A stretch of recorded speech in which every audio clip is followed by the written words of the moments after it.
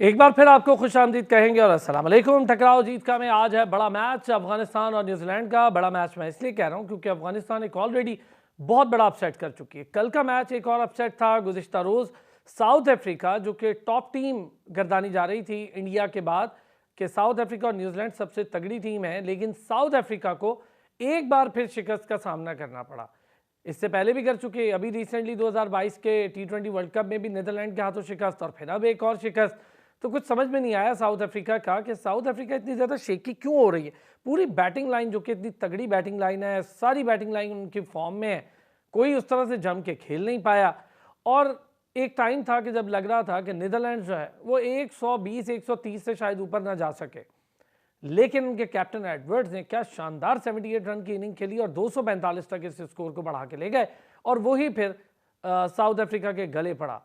बड़े mayor runs पर south Africa out हो गई और एक बड़े मार्जिन से जीत गई है नीदरलैंड्स 245 में भी। 43 ओवर का मैच था, चूंकि मैच बारिश की नज़र हुआ। ये बहुत बड़ी बात है और दो बड़े अपसेट्स हैं। अब आज का मैच है, इसके बाद पाकिस्तान और ऑस्ट्रेलिया का मैच है 20 तारीख को, ज़रा उस पर भी बात करेंगे।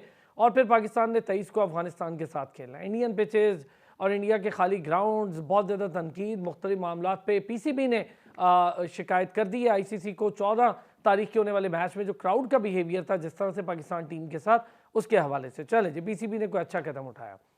गेस्ट से आपको इंट्रोड्यूस करवाता हूँ, बहुत स्पेशल बड़े शानदार गेस्ट। पाकिस्तान के ओपनिंग बैट्समैन अवैस ज़िया हमारे साथ मौजूद हैं। बड़े शानदार, बहुत तेज़ खेलने के लिए जाने जाते हैं अवैस ज़िया, आजकल अमेरिका में खेल रहे हैं। और अवैस ज़िया अपना स्ट्राइक रेट बहुत ज़्यादा मेंटेन करने के बारे में बहुत मशहूर हैं। अवैस का बहुत शुक्रिया अदा करेंगे, पाकिस्तान से ओडीआई खेला हुआ है अवैस ने और पाकिस्तान के बड़े शानदार ओपनिंग बैट्समैन हैं। Thank you so much Awais, आपका भी। और 20 सितंबर 1982 को हुई पहली हैट्रिक नियाज स्टेडियम हैदराबाद में, ओडीआई की पहली हैट्रिक जिस शख्सियत ने की, जो शानदार शख्सियत और पाकिस्तान के साबिका टेस्ट क्रिकेटर जलालुद्दीन भाई, वो भी हमारे साथ मौजूद हैं और one of the finest find of cricket है, क्योंकि पहली हैट्रिक उनके नाम जाती है। इसके बाद हैट्रिक का सिलसिला शुरू हुआ था वनडे में। Thank you so much Jalaluddin साहब, सर आपने हमें ज्वाइन किया, बहुत शुक्रिया आपका। आपका भी शुक्रिया खोकर साहब कि आपने इनवाइट किया। Thank you very much. Jalal भाई, ये जो अपसेट हो रहे हैं, क्या सिलसिला देख रहे हैं? पहले तो जरा अफगानिस्तान वाला अपसेट देखें, बड़ा ही कोई ट्रिकी अपसेट हुआ। और इंग्लैंड जिसको इस वर्ल्ड कप में आने से पहले मेरा ये ज़ाती ख्याल था कि वो बड़ी टॉप टीम है और शायद वो इंडिया को हराने की अहलियत रखती है, अचानक से इंग्लैंड की परफॉर्मेंस और ऑस्ट्रेलिया की परफॉर्मेंस समझ से बालतर है।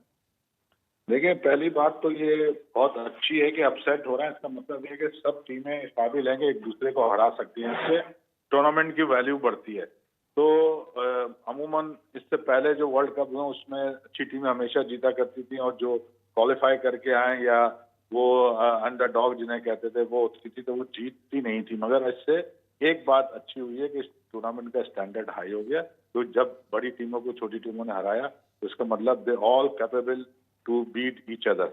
ये तो एक हो गई पॉजिटिव बात। जहां तक आपने इंग्लैंड की बात की, जाहिर है वो फेवरेट थे और आज भी मेरे हिसाब से वो फेवरेट है if they qualify for the semifinal, जो कि थोड़ा सा उनके लिए अब टफ होता जा रहा है।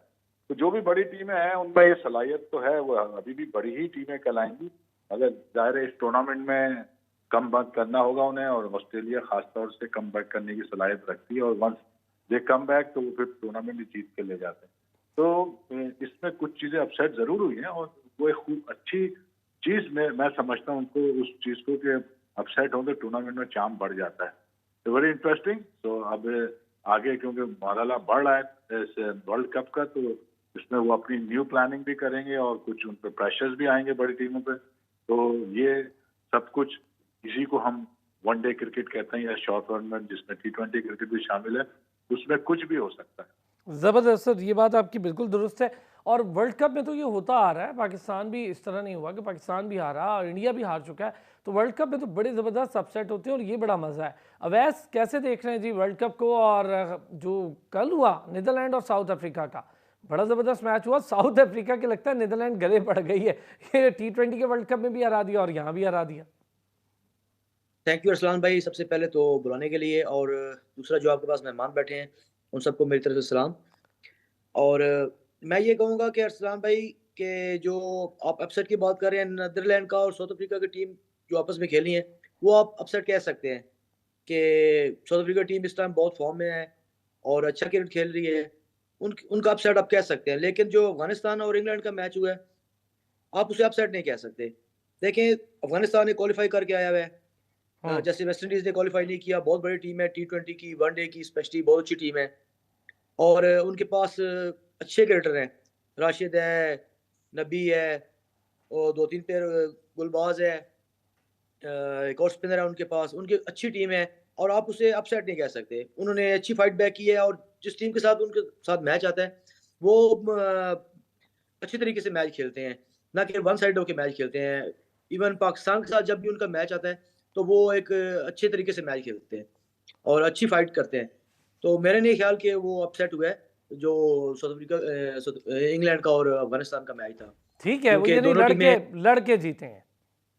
जी बिल्कुल लड़के जीते हैं। और मैं अभी भी ये कहता हूँ कि अफगानिस्तान के, इंडिया की और पाकिस्तान की जो पिचेस हैं, वहां पे अगर आपके पास स्पिनर ज्यादा अच्छे हैं, तो आप डोमिनेट करेगा किसी की टीम को। तो हम्म। सबको पता है कि इस टाइम अफगानिस्तान के पास जो स्पिनर है, वो सबसे अच्छे स्पिनर हैं, नजीब और जो उनका राशिद है, मुजीब है, नबी बहुत अच्छी बॉलिंग कर रहे हैं। आपकी बात सही है। राशिद है, बिल्कुल ऐसे ही है। जो स्पिनर अच्छी बॉलिंग करेंगे, तो वो, क्योंकि फास्ट बॉलर को ज्यादा हेल्प नहीं मिल रही, पेस नहीं है विकेट में, हम्म। बॉल इतना ज्यादा किक नहीं कर रहा। जो स्पिनर जहाँ पे ब्रेक करके जो विकेट दिलवाएगा, वही टीम फेवरेट होगी। जलाल भाई, अगर हम पाकिस्तान की बात करें, इश्यूज क्या देख रहे हैं? कोई मेजर इशू है हमारे साथ? स्पिन डिपार्टमेंट, शादाब अच्छा प्लेयर है, लेकिन मेरा ये ज़ाती ख्याल भी है, और जो क्रिकेट देखते हैं उनका भी, कि वो शायद T20 को ज़्यादा सूट करते हैं शादाब। तो वाई नॉट उसामा मीर? देखिए शादाब अभी तक हमारे नंबर 1 बॉलर में शामिल हैं। असल में ये मैं इसको थोड़ा सा प्लानिंग का फुकदान कहूंगा। देखें, जब किसी बड़े इवेंट में जा रहे होते हैं, जस्ट लाइक वर्ल्ड कप, तो आप इस तरह से प्लान करते हैं, जब आपका मेजर टूर्नामेंट आ रहा हो, तो आपके जो प्लेयर हैं वो उसमें ऑप्टिमम फॉर्म में होने चाहिए। मैक्सिमम फॉर्म उस वक्त हो जब टूर्नामेंट शुरू हो। तो हमने देखा है कि हमारे जो प्लेयर पहुंचे हैं, तो ज्यादातर आउट ऑफ फॉर्म पहुंच गए, ठीक है ना। और उनकी वहां जाके जब उनका प्रेशर आया, तो उनसे बॉल करना भी मुश्किल हो रही है, उनका कंट्रोल भी इतना अच्छा नहीं है। स्पिनर को पहचाना कंट्रोल से जाता है, मगर शादाब की जो पास परफॉर्मेंसेज हैं, तो इसका मतलब ये नहीं कि वो बॉलर खराब है। इस वक्त जो प्रेजेंट सिचुएशन में वो आए हैं, जहां वो अच्छा परफॉर्म नहीं कर पा रहा है, उसकी वजह यह है कि वो ना तो बहुत अच्छे कंट्रोल से बॉल कर रहा है, और जब थोड़ा सा प्रेशर बिल्ड होता है, तो वो अंडर प्रेशर आने की वजह से जो थोड़ा बहुत विकेट बाय कर सकते हैं या बाइंग करने की सलाहियत है, उससे डर जाते हैं। तो वो ना विकेट बाइंग कर रहे हैं, क्योंकि आपको ऐसे लेवल पर जहाँ टीम थोड़ा अच्छा खेल रही होती है, वहां फिर आप रन्स को छोड़ के विकेट लेने के उसमें आपको आना पड़ता है। उसके लिए आपको रिस्क लेना पड़ता है। तो रिस्क लेने वाली सलाहियत जब अंडर प्रेशर प्लेयर हो तो लेता नहीं है, जिसकी वजह से और खराबी हो जाती है। तो मैं समझता हूँ शादाब जो है वो उन्हें थोड़ा रिस्क लेना पड़ेगा, और थोड़ा दिल बड़ा इश्तिहार से करना होगा कि वो डर जो फेयर है उनका, जो उनकी परफॉर्मेंस नहीं हो रही, उसको अपने बैक ऑफ माइंड से निकालना होगा। वो एक अच्छे बॉलर है, हम सब मानते हैं। T20 में जाहिर है कि जो प्लेयर होते हैं जल्दी रिस्क ले लेते हैं, तो उसमें विकेट लेने का चांस ज्यादा होता है। मगर वनडे में थोड़ा टाइम होता है, तो वो उतना रिस्क नहीं लेते। तो अब जो बॉटम लाइन ये है कि शादाब हुए या दूसरे स्पिनर हुए, तो वो हमेशा उन्हें अब थोड़ा सा रिस्क फैक्टर को अप्लाई करना पड़ेगा, थोड़ा बाइंग करनी पड़ेगी। विकेट विकेट लेके वो प्रेशर डाल सकते हैं, रन नहीं रोक सकते। अच्छा अब जलाल भाई, उसामा आपने मीर अगर भी एक एक चीज़ चॉइस है। नोटिस आप की हो, जलाल भाई सॉरी आपकी बात काट रहा हूँ, अगर एक चीज़ नोटिस की हो, शादाब नो डाउट, शादाब तो बहुत टैलेंटेड, मतलब one of the finest cricketer है पाकिस्तान के, इसमें कोई शक नहीं, लेकिन शादाब अगर हम नोटिस करें थोड़ी तेज़ बॉल कर रहे हैं, जबकि आप अगर उसी के बरक्स देखें जो स्पिनर्स बॉलिंग कर रहे हैं जिन्हें विकेट्स मिल रही हैं, खासतौर पर साउथ अफ्रीकन स्पिनर, वो थोड़ी कम पेस पे बॉल कर रहे हो। इसी तरह श्रीलंकन भी थोड़ा कम पेस के साथ, तेज़ जो भी कर रहा है इन पिचेस पे उसको खेलना आसान हो रहा है। जी, आपकी बात से ही एग्री कर रहा हूँ। मैं यही कह रहा था ना कि वो इस बात से डर रहा है कि कहीं छक्का ना लग जाए, या वो इस बात से डर रहा है कि कहीं मैं फ्लाइट दूंगा तो मुझे छक्का लगेगा। तो ये जो फेयर है, ये अडाप्टेशन ऑफ पिच उन्हें आने चाहिए, क्योंकि अगर यहाँ थोड़ा स्लो करके विकेट बाय कर सकते हैं, तो वो विकेट बाय करने की कोशिश करें, वो रन नहीं रोक सकते। एक तो उनकी फॉर्म अच्छी नहीं है, दूसरे जिस तरह की वो फ्लैट बॉल करेंगे वहां पे उस पर चांस कम है आपको रन रोकने का, क्योंकि आजकल जो बैट्समैन है वो बहुत ही ज्यादा स्किल्ड हो गए हैं, उनके पास ऑप्शन बहुत ज्यादा है, बॉलर से ज्यादा ऑप्शन होते हैं, तो उसको सिर्फ एक ही ऑप्शन आप बॉलर के पास अच्छा है कि वो अगर विकेट बाय करे, उसके लिए आपको प्लान करना होगा, उसके लिए आपको रिस्क लेना होगा, तो वो नहीं कर रहे हैं। एक छोटा सा ब्रेक लेते हैं, ब्रेक से वापस आते हैं। तो अवैध सिया भी हमारे साथ मौजूद हैं, जलाल सर भी हमारे साथ मौजूद हैं। ये जो बात बिल्कुल ठीक कह रहे हैं कि हम भी इस पे ज़रा जानना चाह रहे थे कि आखिर ऐसा इशू कहाँ आ रहा है। अगर ये चीज़ है तो इसको थोड़ा सा कंट्रोल किया जा सकता है। शादाब जैसे बड़े कैलिबर के बॉलर है और पाकिस्तान की तरफ से सीनियर कैंपेनर है, तो इसको थोड़ा सा किया जा सकता है कंट्रोल। वापस आते हैं, ज़रा बैटिंग पर भी बात करेंगे पाकिस्तान की। पाकिस्तान का ऑस्ट्रेलिया के साथ मैच है। ऑस्ट्रेलिया का इस वक्त जो मोमेंटम है, मुझे लगता है कि मैच तो जीते हैं वो श्रीलंका से, लेकिन बड़ी कन्विंसिंग विक्ट्री नहीं थी। 5 खिलाड़ी उनके उसमें भी आउट हो गए।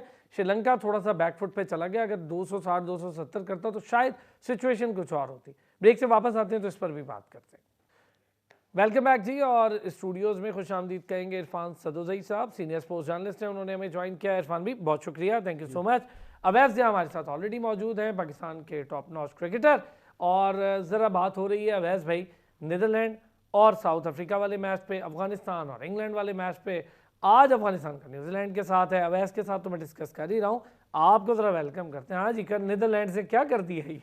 देखिए, नीदरलैंड्स की टीम जो है उससे हम पहले ही एक्सपेक्ट कर रहे थे कि वो अपसेट कर सकती है। नीदरलैंड्स है, अफगानिस्तान है, इनके पास खोने के लिए कुछ नहीं है। और ये बहुत ही, अफगानिस्तान की जो प्लेयर्स हैं बहुत ही बोल्ड हैं, दिलेर हैं, एग्रेसिव हैं। पाकिस्तान के खिलाफ खास करके आपने इनका स्पिरिट देखा। चले जी, टॉस जीतकर पहले बॉलिंग का फैसला। अवैस, ये पहले बॉलिंग का फैसला टॉस जीतकर अफगानिस्तान का, कोई अकलमंदी का फैसला ठीक है?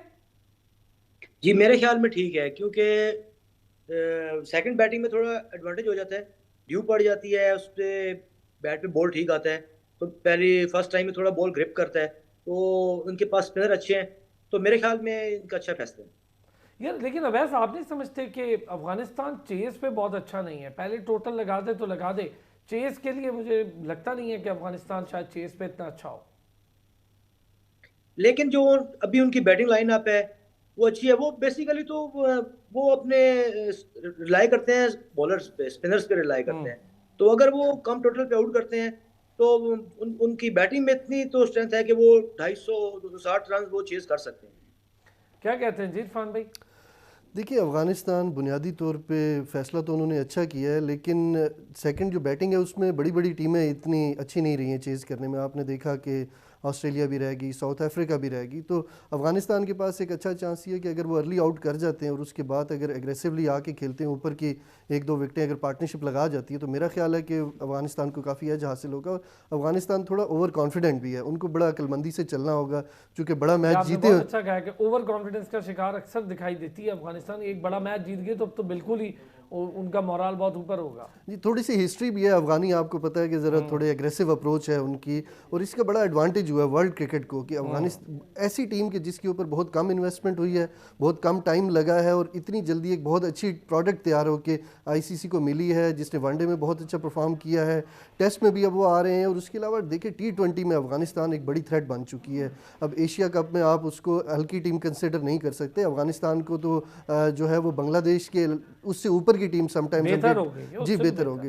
तो पाकिस्तान के खिलाफ वो बहुत अच्छा खेलते हैं। उनके ज़रा ये है कि बैक ऑफ द माइंड बहुत सारी चीज़ें हैं, चूँकि वो यहाँ रहे हैं और वो अब उसको एनोनिमिटी में कंसिडर करते हैं, तो वो इस तरह परफॉर्म भी करते हैं। और न्यूजीलैंड के खिलाफ मुझे लगता है कि माइंड सेट उनका ज़रा डिफरेंट होगा। कोच ने उन्हें कहा होगा कि आप ज़रा तहम्मुल से खेलें, खास करके स्पिनर्स को खास ही गाइडेंस रही होगी, क्योंकि स्पिनर्स ही उनका वो हथियार है जिसके ऊपर वो रिलाई कर सकते हैं। बदी भाई, विल यंग वापस आ गया, केन विलियमसन तो अब तकरीबन लगता यूं ही है कि वर्ल्ड कप शायद ना खेल पाएंगे।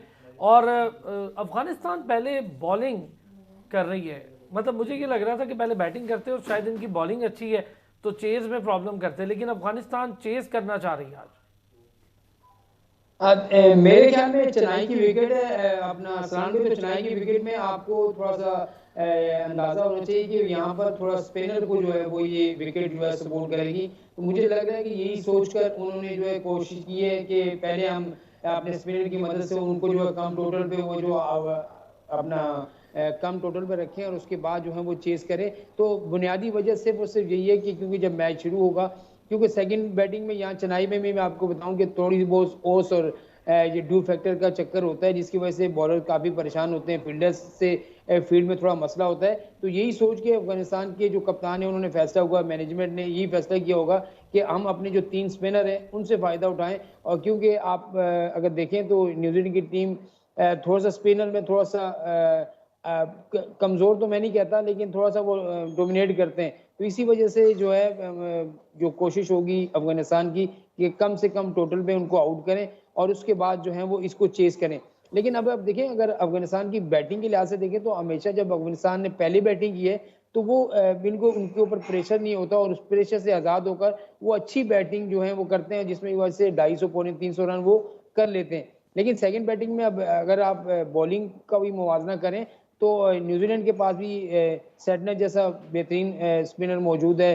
फिर उनके फिलिप्स जो हैं बहुत अच्छी बॉलिंग कर रहे हैं, तो उनके पास भी स्पिनर बुरे नहीं है। तो उनके अगर फास्ट बॉलर जैसे मैट हेनरी है, उसके अलावा जितने भी उनके ऊपर टॉप के फास्ट बॉलर हैं बोल्ट को वो भी बड़ा बड़ी अच्छी शानदार बॉलिंग कर रहे हैं। तो यहाँ पर बोल्ट को तो वापस ले आए ना फॉर्म में, एक अच्छी बॉल करवा कर, तो बोल्ट अब आ गया फॉर्म में। क्योंकि वो आपने देखा ही था कि भाई बांग्लादेश ने पहली बॉल पर ही विकेट दे दी उसने, दास ने, लिटन दास। एक छोटा सा ब्रेक, फिर ब्रेक से वापस आते हैं। अवैस ज़िया, बरी भाई और इरफान भाई हमारे साथ मौजूद हैं और ब्रेक से आएंगे तो ज़रा मैं आप बात करूँगा पाकिस्तान ऑस्ट्रेलिया के मैच पर भी, कंपैरिजन भी करते हैं और ज़रा देखते हैं कि कौन सी टीम का पलड़ा इस वक्त ज़्यादा बेहतर लग रहा है। पाकिस्तान 2 मैच जीत कर आ रही है, ऑस्ट्रेलिया 1 मैच जीत कर आ रही है पाकिस्तान के सामने। वापस आते हैं ब्रेक से, इस पर बात करते हैं। वेलकम बैक जी। और अभी अवैस जो जिक्र कर रहे थे, देखिए बड़े ओपनली अवैस ने ये बात कही। मैं चाहूँगा ज़रा बदी भाई के भी इस पर कॉमेंट लूँ, आपका भी लूँ, फिर अवैस से। बदी भाई बड़ा ओपनली, अब तो देखिए कल हम मुख्तार से भी बात कर रहे थे, जलाल भाई से अभी थोड़ी देर पहले मेरी बात हो रही थी, जलालुद्दीन भी साथ थे। ऑब्वियस तमाम लोग एक चीज़ तो कह रहे हैं कि आपकी सिलेक्शन में कहीं ना कहीं फ्लॉ था, आपको सिलेक्शन से पहले थोड़ा सा चीज़ें बेहतर कर लेनी चाहिए थी। एशिया कप में ही आप कुछ मैचेस में ट्राई कर लेते।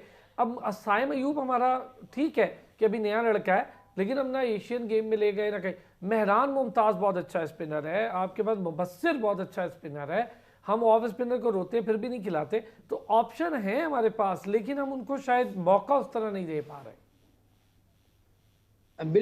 असलान भाई, हम कितने अरसे से यही बातें कर रहे हैं कि हमारे पास बेंच स्ट्रेंथ नहीं है। और बेंच स्ट्रेंथ कहाँ से बनती है कि जब आप अफगानिस्तान के खिलाफ सीरीज के लिए गए थे तो वहाँ आपने 3 से 4 लड़कों को बेंच पे बिठाया, वापस कर दिया। फिर आपने जो तैयब ताहिर को लिया उसको बाहर करके फिर आपने सऊशगी को ले लिया। फिर एशिया कप में आपने जिन लड़कों को आपने चांस देना था उनको चांस नहीं दिया। तो फिर आपके पास कैसे आपको पता चलेगा कि वर्ल्ड कप में हम जा रहे हैं, हमने किसकी और कैसे सिलेक्शन करनी है। आप मुझे ये बताएं कि जब कोई खिलाड़ी परफॉर्म नहीं कर रहा होता या उससे कुछ नहीं हो रहा, भाई उसको डोमेस्टिक में क्यों नहीं भेजते आप डोमेस्टिक में रगड़ा लगवाएं उससे, उसको बोलें कि यहाँ पर बॉलिंग करो, यहाँ पर बैटिंग करो, यहाँ पर परफॉर्म करो, फिर टीम में आओगे। मसला तो सारा ये कि कुछ प्लेयर ऐसे हैं, 6-7 प्लेयर जिनको हमने बिल्कुल छूट दी हुई है कि भाई आपने तो सिर्फ T20 खेलनी है और हमारा वनडे खेलनी है और टेस्ट खेलने, आपने दूसरी क्रिकेट तरफ हाथ नहीं लगाना और सिर्फ वो लीगें खेलनी है जिसमें आपको बड़े तगड़े पैसे मिल रहे हो। तो यहाँ तो वो चले जाते हैं। तो कहने का मकसद ये है कि आप जब सिलेक्शन आपने की क्या है, आप मुझे बताएं वर्ल्ड कप में क्या सिलेक्शन हुई? वही लड़के के एक नसीम शाह इनफिट हुआ और आपने हसनैनी को ले लिया। सिलेक्शन तो कोई क्राइटेरिया होता है, कोई कप्तान बैठता है, कोई चीफ सिलेक्टर बैठता है, बहुत सारी चीजें डिस्कस होते हैं। ये 25 लड़के हैं भाई, ऐसा नहीं है कि हमारे पास ऑप्शन सिर्फ हसन अली था, हमारे पास अब्बास था मौजूद। हम अब्बास को ना तो टेस्ट खिलाने की कोशिश करें, धड़ाधड़ विकेटें ले रहा है वो, जहां खेलता है विकेट लेता है और अभी डोमेस्टिक में भी विकेटें ले रहा है। यार आपकी इन पिचेस पे जहाँ पे मैचेस इरफान में मैं और आप डिस्कस कर रहे थे, 8 या 7 मैच तो आपके बगैर किसी उसके चले गए, 6 मैचेस लाहौर लेग वाले बगैर रिजल्ट के, धड़ाधड़ सेंचुरी, और वहाँ पे इन चीज़ों पर वो विकेटें ले रहे हैं इन पिचेस पे। देखिए, किसने आपको कहा है कि आपके तीनों फॉर्मेट में एक ही टीम खेलेगी? आपके टेस्ट में भी वही टीम खेल रही है, आपकी वनडे में भी, आपकी T20 में भी वही टीम खेल रही है, वही प्लेयर जा रहे हैं आगे। तो ये बॉलर्स के लिए एडजस्ट होना भी आसान नहीं है, बैट्समैन के लिए भी आसान नहीं है। अब अगर पूरे मुल्क की एक बहुत बड़ी गेम बनाई दी गई है क्रिकेट को, तो इसके ऊपर कौम को भी और ख़ास करके गवर्नमेंट को भी और गवर्नमेंट के बिहाफ के ऊपर जो PCB है उसको उसी तरह से इन्वेस्ट करना होगा। अब एक एक प्लेयर को इन्हें देखना होगा कि कौन किस पोटेंशियल का है, उसको उस लेवल पे खिलाएं।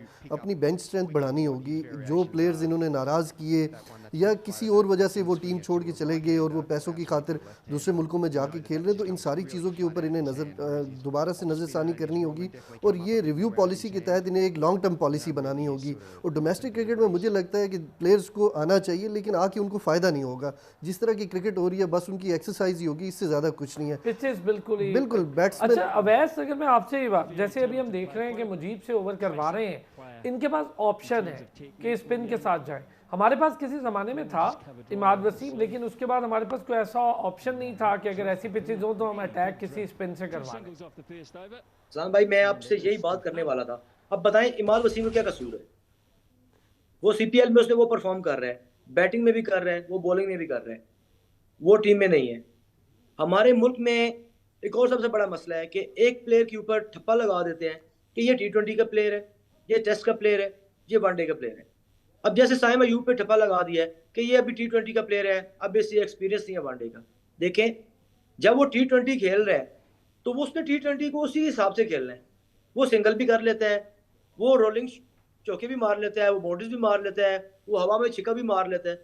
वो तो वनडे में आपको क्या चाहिए होता है? आपको स्ट्राइक रेट ही मेंटेन करना है ना।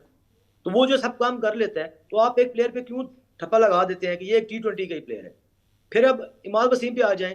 अब देखिए, साउथ अफ्रीका कल मैच जरूर आ गए, लेकिन उसमें एक पॉजिटिव चीज ये हुई है कि उनका लेफ्ट हैंड स्पिनर है महाराजा, उसने नीचे से जाके 40 रन कर दिए। अब आप उठा के देख लें, हमारे जो लो मिडल ऑर्डर है, जो हमारे स्पिनर हैं, जो ऑलराउंडर बने हैं, उन्होंने कब जाके अच्छी टीम के खिलाफ नीचे से जाके फंसे मैच में 40-50 रन दिए। सर मैं तो साउथ समझता अफ्रीका हूं अरसा हो गया, मुझे तो कोई ऐसी बड़ी परफॉर्मेंस नजर ही नहीं आई शादाब ना नवाज की। मैं तो बहुत अरसे से कह रहा हूँ ये बात कि ना वो इम्पैक्टफुल अभी बैट के साथ है ना बॉल के साथ है। हमने उनकी अगर फील्डिंग ही करानी है तो उनको सब्स्टिट्यूट बुला लेंगे भाई किसी मैच में। लेकिन प्रॉब्लम ये हो रही है, मैं आता हूँ वैसे आपसे इस पर आज बात कर ही लेते हैं। यार प्रॉब्लम ये है कि आपने वाइस कैप्टन बनाया, अब वाइस कैप्टन को तो आप ड्रॉप नहीं करेंगे ना सर।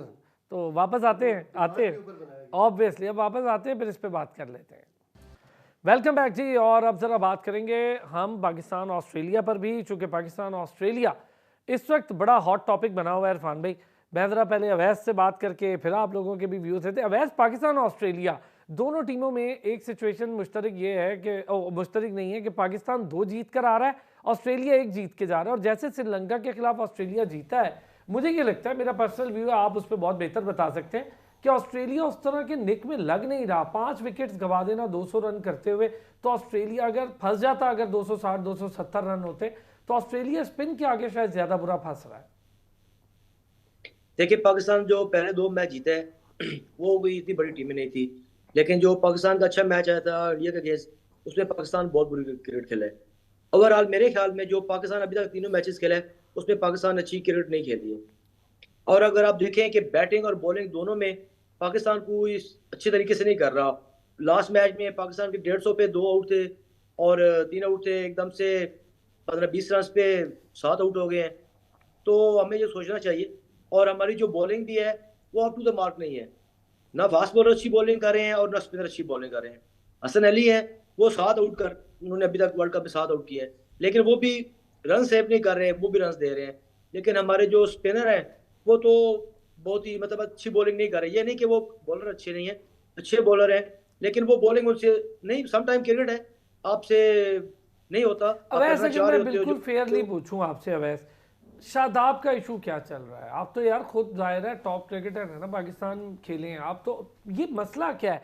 इतने अरसा हो गया, शादाब सीनियर है, अब उसको कोच तो जाके बताएगा नहीं कि भाई स्लो बॉल करो, उसको खुद क्यों नहीं ये चीज़ क्लिक हो रही कि मैं बहुत तेज बॉल्स कर रहा हूँ? देखें, जैसे बैट्समैन होता है, आउट ऑफ फॉर्म हो जाता है, उससे रन नहीं बनते, ऐसे बॉलर भी आउट ऑफ फॉर्म होता है। मेरे ख्याल में 1 साल से ज्यादा हो गया मुझे देखते हुए कि शादाब से बॉलिंग नहीं हो रही है। तो आप ख्याल में आप उसे रेस्ट करवाते, आप उसे थोड़े डोमेस्टिक खिलवाते, आप उसे इंटरनेशनल मैचेस से रेस्ट देते, लेकिन मुसलसल आप उसे खिलाई जा रहे हैं। वो उसी स्पीड से बॉलिंग कर रहे हैं, वो स्लो बॉल नहीं कर रहा, थोड़ा वो तेज बॉलिंग कर रहा है, जिसमें उसका बॉल ज्यादातर आप देखें हर सेकंड ओवर में उसका 1 से 2 बॉल फुल टॉस हो जाते हैं, 1 से 2 बॉल ऑफ बॉल ही हो जाते हैं। तो वो बॉलिंग सही प्रॉपर तरीके से नहीं कर रहा। नवाज को भी मैं कहूंगा कि वो भी अच्छे तरीके से हमारे पास दो तो स्पिनर हैं, एक नवाज और एक शादाब। दोनों हमारे विकेट टेकर बॉलर हैं, दोनों आउट नहीं कर रहे। उनसे बेहतर बॉलिंग तो इफ्तिखार कर रहे हैं, जैसे लास्ट मैच में भी अच्छी बॉलिंग की है, लेकिन हमारे जो है वो भी आउट नहीं करके दे रहे, और शाहीन भी आउट नहीं करके दे रहा। हमें थोड़ा सा धचका लगा है नसीम शाह का, जो अनफिट हो गए हैं, लेकिन मेरे ख्याल में इन विकेट पे फास्ट बॉलर का इतना काम नहीं था जितना स्पिनर का था। तो मैं आपको agree करता जो पाकिस्तान का मैच है, मैं पाकिस्तान को उसमें फेवरेट करता हूँ अभी तक के, क्योंकि जो ऑस्ट्रेलिया की भी स्पिन बॉलिंग है वो कोई इतनी अच्छी नहीं है। उनका एक जंपा है वो जो लास्ट मैच में उसने आउट किए हैं, लेकिन जिस तरह से वो बॉल कर रहा है पाकिस्तान, मेरे ख्याल में उसने अच्छी तरीके से खेलेगा। और एक उनका मेन बॉलर है स्ट्राक, अगर उसकी विकेट नहीं देते, ऊपर से आउट नहीं करते, तो पाकिस्तान एक अच्छा टारगेट दे सकते हैं। क्या कहते हैं जी इरफान भाई, अग्री करते हैं इस बात से? बिल्कुल सही बात है, और ये बात जहन में रखनी चाहिए कि पाकिस्तान ने बड़ी बड़ी टीमों को फार्म में लाया है, और ऑस्ट्रेलिया के हवाले से पाकिस्तान की बड़ी हिस्ट्री रही है। ये आपने ठीक कहा, पाकिस्तान फॉर्म में ले आता है। और अभी ऑस्ट्रेलिया के कुछ शेर हैं वो सोए हुए हैं। हाँ। वार्नर अभी तक फॉर्म में नहीं आए, इसके अलावा स्मिथ पूरी अपने पोटेंशियल स्मिथ से नहीं खेल आए, रहा, उसके लेविस स्टार्क ने नहीं, वो जिसे मार्च रविश भी राम उस तरह कहते से हैं। नहीं है। स्टोनिस के हवाले से जिस तरह की एक उनकी रेपुटेशन है कि वो नीचे से आके स्कोर करते हैं, तेज स्कोर करते हैं, वो भी अभी तक फॉर्म में नहीं आए। तो पाकिस्तान का जो मैच है वो एक टर्निंग पॉइंट हो सकता है ऑस्ट्रेलिया के लिए। और पाकिस्तान की तरफ से मैं अब क्या कहूँ कि पूरी टीम में कप्तान ग्राउंड के अंदर दिखाई नहीं देता। बाबर आजम सिर्फ मुझे हेलमेट के अंदर दिखाई देता है। कैप्टेंसी एलिमेंट मिसिंग है आप सब? बहुत ज़्यादा। उसकी वजह ये कि एज ग्रुप ऑलमोस्ट सेम है, दोस्ती है, कोई सीनियर नहीं है। उस तरह से रिस्पॉन्सिबिलिटी अगर कोई फुलफिल नहीं करता तो कप्तान उसको रियलाइज़ नहीं करवा सकता। यहाँ पे मैं आपको एक चीज़ ये बताऊँ कि शादाब इज़ अ यंग आए, T20 के ऊपर उसका बहुत फोकस है, लीग्स के ऊपर उसका बहुत फोकस है, उसको आपने वाइस कप्तानी दी हुई है, उससे आपने बॉलिंग करवानी है। एडिड प्रेशर ये है कि आप ऑलराउंडर भी हैं, फिर आप अच्छे फील्डर भी हैं, तो कहीं मिसिंग होती है एक, तो वो सारा प्रेशर उसकी जो बाकी फील्ड्स हैं उनके ऊपर आता है। बाबर आजम जो है वो सिर्फ हेलमेट के अंदर दिखाई देते हैं। जब वो बैट्समैन की हैसियत से आते हैं तो यूँ लगता है कि वो एक टॉप ऑर्डर बैट्समैन है, दुनिया के बेहतरीन बैट्समैन है। उनकी दो चार जब ड्राइव्स दिखती हैं तो हम कहते हैं नहीं यार, दिल करता है कि बहुत अच्छे बैट्समैन हैं, इनकी तारीफ की जाए। लेकिन जब वो ग्राउंड में उतरते हैं तो वो कॉन्फिडेंस ही नहीं नजर आता। यूँ लगता नहीं है कि एक प्लान फेल हुआ तो प्लान बी भी है, प्लान सी भी है। हमें प्लेयर चाहिए, कप्तान ऐसा चाहिए जो हैंसी क्रोनिया की तरह हो, जो स्टीव वॉ की तरह हो, एक एवरेज अबव एवरेज प्लेयर हो लेकिन बहुत अच्छा कैप्टन हो, अच्छा थिंकर हो, उसका एक्सपोजर बहुत हो, कॉन्फिडेंस लेवल उसका बहुत अच्छा हो। तो हमारे प्लेयर, यानी आपने देखा कि पहले 92 में वसीम अकरम का इंटरव्यू सुना कि हम 4 आउट करते थे तो 5वां इसलिए नहीं आउट करते थे कि जाके माइक पे बात करनी पड़ेगी। तो हमारे प्लेयर्स में ये भी बड़ा इशू है कि वो उनके अंदर जो प्लान है वो उसको एग्जीक्यूट नहीं कर सकते या बता भी नहीं सकते। आपने यादव को देखा, कुलदीप को, जब उसने 2 आउट किए और उसने आके आपको जो प्लान बताया, मुझे लगता है कि पाकिस्तान की पूरे 6 महीने में ऐसा प्लान देखा आपने, जब देखा बुमराह की बॉल स्विंग नहीं हो रही, उसने बुमराह को उसी वक्त कह दिया, आप देख रहे थे इशारा कर रहा था, 1 मिनट का ब्रेक लिया, उसने कहा नहीं बॉल स्विंग नहीं हो रही है तो तुम्हें सीम पर जाना है, सीम करो अपनी लाइन मार, और वो विकेट दे गया मामूला को उसको बाहर निकल के। अच्छा लेफ्ट हैंडर, हाँ अवैस तो खुद भी, अवैस अगर मैं आपसे ये बात पूछूं, जिस तरह इमाम आउट हो रहे हैं, आप खुद लेफ्ट हैंडर हैं, ओपनर हैं, तो क्या गलती कर रहा है इमाम के बाहर जाती बॉल को खेल रहा है? आप अगर खेलें तो आप मुस्तकिल आप देखें कि 2 बार आउट हो गए, 3 बार हो गए, तो आप जाहिर है नहीं खेलेंगे उस बॉल को। देखिए अब इमाम पे प्रेशर आ गया, इमाम से 3 मैचों में नहीं हुआ, इमाम शॉर्ट पिच भी आउट हो रहा है, आउटसाइड ऑफ स्टंप भी आउट हो रहा है। अब इमाम को ये है कि मैंने रन करने हैं। हमारा असल में पाकिस्तान में इशू ये होता है कि हम प्लेयर जो होते हैं, जितने भी प्लेयर हैं, अभी ये तो खेल रहे हैं, यूजुअली जो नया लड़का आता है उस पर यही ज़्यादा प्रेशर होता है कि मैंने टीम में जगह बनानी है तो मुझे रन करने पड़े, अगर मैं रन नहीं करूंगा तो मैं बाहर हो जाऊंगा। हमें ये सबसे ज़्यादा प्रेशर होता है। आप देखें अब उसी मैच में उसी विकेट पे पाकिस्तान खेला है, उसी पे इंडिया भी खेला है, रोहित शर्मा आया है, उसने किस तरीके से फेंटा लगाया। अरे प्लेयर में ये कॉन्फिडेंस ही नहीं होता कि हम 1-2 मैचों में हमसे नहीं होगा तो हम बाहर हो जाएंगे। हमें ये डर ही, हमारे अंदर से ये खौफ ही नहीं खत्म होता। लेकिन ख्याल में आपके साथ आपको करना पड़ता है। अब देखें जब ये टीम सेलेक्ट हुई थी तो सब ने शोर मचाया था कि ये team up to the mark नहीं है, टीम सेलेक्ट अच्छी नहीं हुई। तो मेरे ख्याल में भी यही था, जो बात है वो सीधी करनी चाहिए। ये टीम पाकिस्तान की टीम है, किसी की इंडिविजुअल टीम तो है नहीं।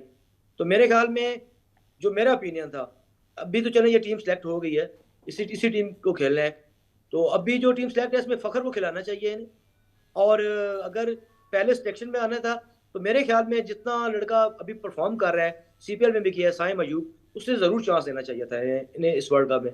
लास्ट वर्ल्ड कप से लेके अभी तक के वर्ल्ड कप में इनका कॉम्बिनेशन ही नहीं बना। यार तो उसको आपने तो क्या काम एशियन गेम्स में नहीं लेकर गए अभी अवैस, कितनी मतलब अजीब बात हमें लग रही है। क्या बुरा हारे हम वहाँ अफगानिस्तान से और बांग्लादेश से, क्या हमारी तो लड़कियां भी हार गई यार। वैसे मुझे बड़ा दुख हुआ। एक छोटा सा ब्रेक लेता हूँ, बदी भाई भी हैं, इरफान भाई भी हैं, अवैस भी हैं, इस पर भी बात करते हैं। साइम अयूब का जिक्र किया, इस पर बात कर लेते हैं। जीत का हम एक बार फिर कहेंगे आपको खुश आमदीद। अवैस ज़िया हमारे साथ मौजूद थे, बहुत शुक्रिया उनका, काफ़ी देर हमारे साथ रहे। चूँकि वक्त की कमी थी तो हमने कहा जी अवैस को फिर किस दिन तंग कर लेते हैं। बदी भाई, जो बात अभी अवैस भी कर रहे थे, इरफान भाई भी कर रहे हैं, ये जो हम स्पिनर कह रहे हैं, अगर हमने उसामा मीर को खिलाया और उसामा मीर बेचारा पहले मैच में कुछ ना कर पाया तो सारे ही मिलके फिर उसको दोबारा से बिठाने की कोशिश कर लेंगे, तो बेचारे को ऐसे तो चांस मिलना बड़ा डेंजरस हो जाएगा उसके लिए भी। देखिए असलान भाई, अगर आप एक बंदे को खिलाना नहीं था तो आप उसको टीम के साथ ही ना ले आते, सही। फिर उसी लड़के को लेके जाते जिसको जो आपके प्लान का हिस्सा हो और उसको आप जो है वहां जाके खिलाते हैं। अब देखिए एक प्लेयर इतने अच्छा एज है, अफगानिस्तान की सीरीज, फिर एशिया कप और फिर वर्ल्ड कप में जब मुसलसल बेंच पे बैठा होता है तो वो जो परफॉर्म वो कर भी रहा होता है तो उसके जहन से वो परफॉर्मेंस ही निकल जाती है कि आया यार मैंने क्या करना है। एकदम से उसको जब आप बड़े मैच में मैच खिलाएंगे तो 100% उसके ऊपर प्रेशर होगा कि उसने जाकर आउट भी करना है, उसने आगे मैच के लिए अपनी जगह भी बनानी है। तो एक प्लेयर को आप मुसलसल चांस दिए जा रहे हैं जो आउट नहीं कर रहा, और एक प्लेयर जो इस इंतजार में है कि मुझे जो है मौका दिया जाए ताकि मैं अच्छी परफॉर्मेंस दे सकूं। तो ये कोई समझ से क्या मैनेजमेंट क्या सोचती है, कप्तान क्या सोच रहे हैं। मुझे लग रहा है कि हमारा जो बाबर आजम है असल में वो डर डर के कप्तानी कर रहा है, डर डर के खेल रहा है। अभी पिछले मैच में इंडिया के खिलाफ देखें कि वो इतने डर के बैटिंग कर रहे थे कि मुझे समझ नहीं आ रहा है कि हो क्या गया है। इसी की बनिस्बत आप रोहित शर्मा को देखिए, उसने आते ही जो है किसी वो नहीं देखा कि मैंने चौका मारना है, छक्का मारना है, मैंने क्या करना है, उसने आते ही अकेले ही मैच खत्म कर दिया। तो डर खौफ हम रोजाना बात करते हैं, ये निकालना पड़ेगा आपको। एक जो है वो इस तरह का फैसला करना होगा कि भाई हमने जो है इसको चांस देना है ताकि हम रिस्क तो लें ना। जब तक आप चांस में रिस्क नहीं वही तो लेंगे ये बात है काम ना करते बदी रहेंगे। भाई, चांस देंगे कैसे? आपका वाइस कैप्टन है, फिर हम उसको ड्रॉप करते भी डरते हैं। यार वाइस कप्तान आपने शान मसूद को, आपको याद है शान मसूद को वाइस कप्तान बनाया था, उसको मैं अगले दिन वनडे मैच था उसको आपने बाहर कर दिया था। यार बदी इसमें क्या भाई, होता है? आप ये क्यों चाह रहे हैं कि मैं सारी बात बोल दूं? आप क्यों चाह मुझे रहे हैं? पता है आपको, मुझे पता है जो आप बात बोलना वाले हैं, लेकिन इसलिए कहने छोड़े का उस मकसद बात को तो इस्लाम हम भाई छोड़ ये देते है। हैं। एहसान भाई मैं एक बात आपको ये बताना चाह रहा हूँ कि देखें अब जब नेदरलैंड जो है साउथ अफ्रीका को हरा सकती है तो फिर ये पिछला छोड़ें जी कि हम 2 मैच जीत के आए हुए हैं, ऑस्ट्रेलिया 1 मैच जीत के आया हुआ है तो हम ये कर देंगे, हम वो कर देंगे, ये छोड़ें। या साउथ अफ्रीका ने 2 मैच आउटस्टैंडिंग जीते थे, हार किससे गया? नेदरलैंड से। तो ये आप छोड़ेंगे ऑस्ट्रेलिया मैंने आपको पहले ही बताया कि जब कम बैक करता है तो बड़ा खतरनाक कम बैक करता है, और इस मैच को आप हल्का ना समझें। और इसके बाद आपका जो अफगानिस्तान से मैच है वो भी आपका नहीं, मुश्किल वो मैच तो है। बिल्कुल हल्का नहीं। अच्छा, अभी कैच भी छोटा है इरफान भाई। और जो बात बदी भाई कर रहे हैं, अब वाइस कैप्टन वाली शान मसूद वाली बात तो खैर छोड़, वो तो बहुत हो गया जो होना था। लेकिन वाइस कैप्टन को ड्रॉप करने, मैंने ये जो अभी तक मुझे इत्तलात है वो ये कि अभी तक शादाब खुद भी प्रेशर में है, उसको खुद कहना चाहिए मुझे ये लगता है, लेकिन वो शायद खेलना चाह रहा है फॉर्म के लिए, और नवाज को कहीं ड्रॉप किया तो ये गलती हो जाएगी। देखिए नवाज़ आपका मेन स्पिनर है, लेफ़्ट आर्म स्पिनर, और आपको पता है कि लेफ़्ट आर्म स्पिनर फंसा रहे हैं सारी टीमों के। रिस्ट स्पिनर हैं, ये लेफ़्ट आर्म स्पिनर है, ये फंसा रहे हैं। अब लेग स्पिनर के लिए बड़ा मुश्किल है, उसको 2-4 शॉट्स लग जाएं शादाब तो वैसे ही कंफ्यूज हो जाता है। फिर आप बैटिंग भी एक्सपेक्ट कर रहे हैं, बहुत सारी चीज़ें, वाइस कैप्टन भी है। तो मेरा ख्याल है कि जो ऊपर मैनेजमेंट में लोग बैठे हैं इनको समझाना चाहिए, और बड़े तरीके से समझाना चाहिए कि शादाब अब इस मैच के लिए मौजू नहीं है, थोड़ा रेस्ट कर लें, उसके बाद किसी को चांस देते हैं, अगर वो परफॉर्म करता है तो और अच्छी बात है, वो सारा गम भूल जाएंगे। चले आज के मैच पे आए, कौन जीतेगा जी, न्यूजीलैंड और अफगानिस्तान, कौन? आप देखिए अपसेट की तवक्को तो नहीं कर रहे, न्यूजीलैंड फेवरेट है इसमें, और न्यूजीलैंड के बैट्समैन भी फॉर्म में है। अफगानिस्तान को देखा हमने, वो जिनके ऊपर रिलाई कर रहे हैं वो फील्डिंग उनकी ज़रा थोड़ी सी कमज़ोर है। कैच छोड़ दिया। हाँ बिल्कुल। हाँ जी बदी भाई, अफगानिस्तान के न्यूजीलैंड?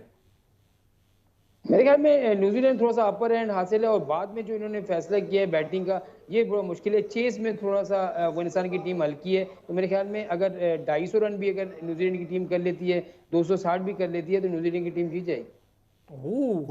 ये हुई ना बात। चले फिर तो, क्योंकि बॉलिंग का एज है न्यूजीलैंड को भी। लेफ्ट आर्म स्पिनर अफगानिस्तान ने अपने नेट्स में भी नहीं खेला, क्योंकि लेफ्ट आर्म स्पिनर उनके पास है नहीं, तो जब आप नेट्स में नहीं खेलते तो आपको वो प्रैक्टिस नहीं होती है, फिर मैच प्रैक्टिस ही होती है टोटल। तो ये शायद यहाँ पर न्यूजीलैंड का अपर है जो, लेकिन कोई पता नहीं हो रहा भाई इस वर्ल्ड कप का। बहुत शुक्रिया इरफान जदो सईद साहब, और उनके साथ साथ इरफान भाई के साथ हमारे साथ बदियुल जमा साहब मौजूद थे।